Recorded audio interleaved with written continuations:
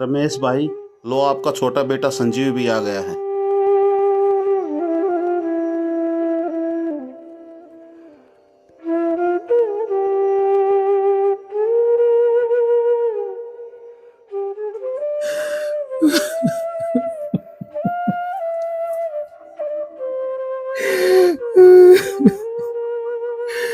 माँ, मैं कितना बदनसीब हूँ। आखिरी समय तुम्हें मिल भी ना सका।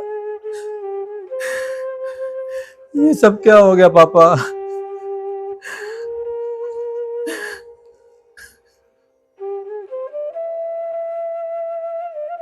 क्या बात बेटा, बहू और बच्चे नहीं आए? नहीं पापा, वो सब नहीं आ सके क्योंकि बच्चों को कल पिकनिक पे जाना था और आपकी बहू को उनके लिए तैयारी करनी थी।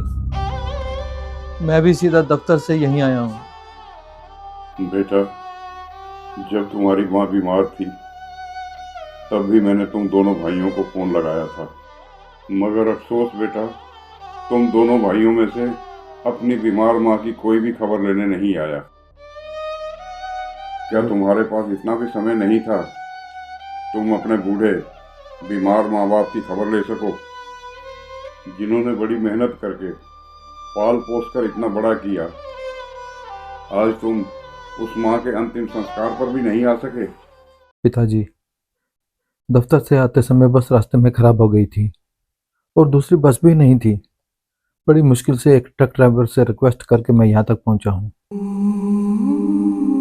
पिताजी, दफ्तर में काम इतना है कि पल भर के लिए भी छुट्टी नहीं मिलती, तो मुझे कल सुबह वापस भी निकलना है क्योंकि कुछ लोग विदेश से आ रहे हैं और मेरी उनके साथ कल मीटिंग है।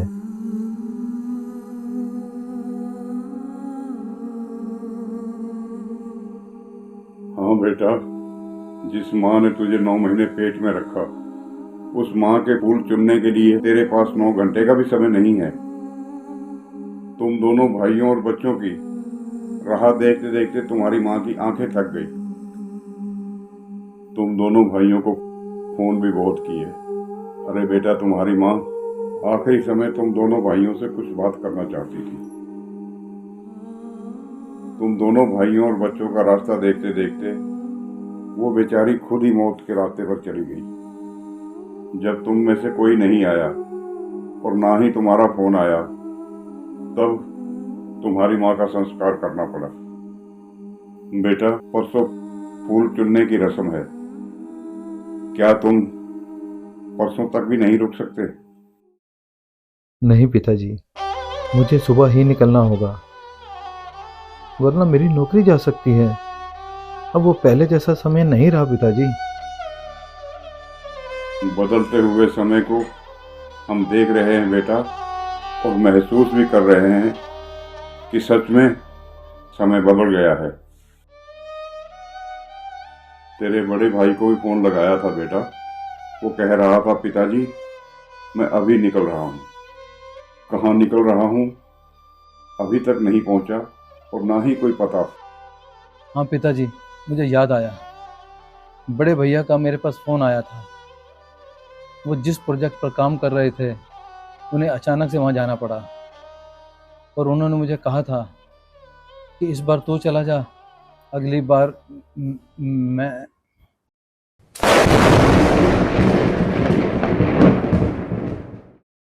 क्या कहा? इस बार तू चला जा? साफ साफ क्यों नहीं कहता? उसने क्या कहा था? वो पिताजी, भैया ने कहा था इस बार तू चला जा, पिताजी के समय पर मैं चला जाऊंगा।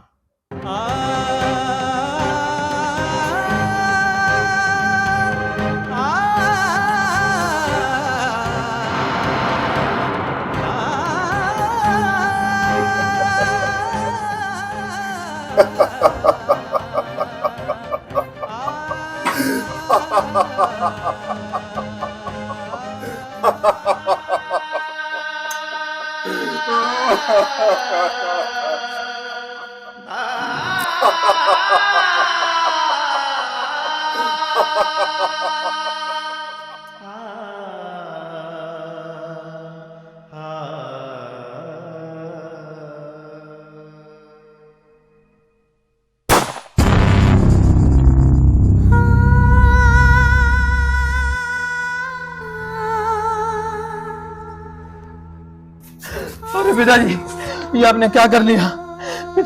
अरे कोई तो जाओ, कोई डॉक्टर को बुलाओ। नहीं बेटा, मुझे जाना होगा। तेरी माँ अकेली है, वो मुझे बुला रही है। और हाँ, अपने बड़े भाई से कहना अब उसे पिताजी के लिए आने की आवश्यकता नहीं पड़ेगी।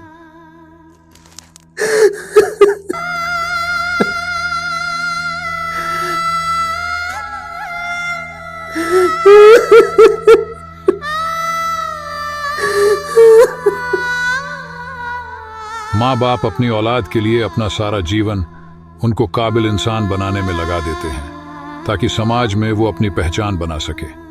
क्या हमारा भी फर्ज नहीं बनता कि हम अपने बूढ़े माँ बाप का ख्याल रखें और उन्हें उचित सम्मान दें?